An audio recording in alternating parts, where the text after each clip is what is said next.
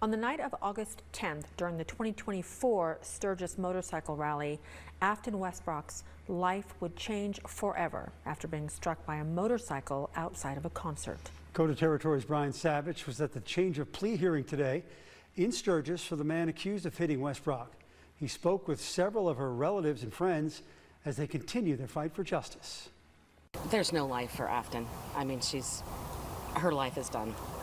After being struck by a motorcycle on the night of August 10th, 2024, Afton Westbrook suffered a serious brain injury and remains in an unresponsive state as of Friday. A witness of the accident recalls how hard it was to take in what he saw the night of the incident. There's images that I'll never unsee, that people shouldn't have to see after going to a concert.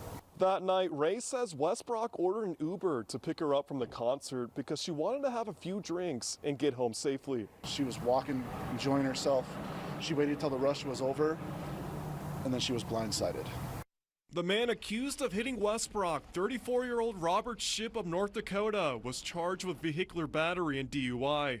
Friday, during Shipp's change of plea hearing, he pleaded guilty to vehicular battery, with the state dropping the DUI charge. With vehicular battery being a Class 4 felony, Shipp faces a maximum of 10 years in state prison. Unfortunate that some of the other charges were dropped, but I get it.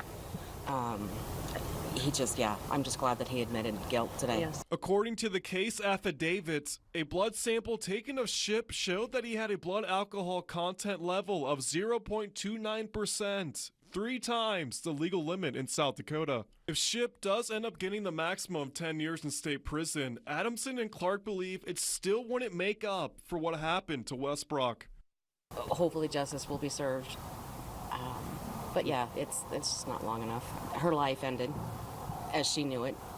Ray says Westbrook shouldn't have survived the crash. The fact that Afton had the will in her to fight showed that she doesn't want to be done. Shipp's sentencing is scheduled for December 12th. In Sturgis, Brian Savage, Dakota Territory News.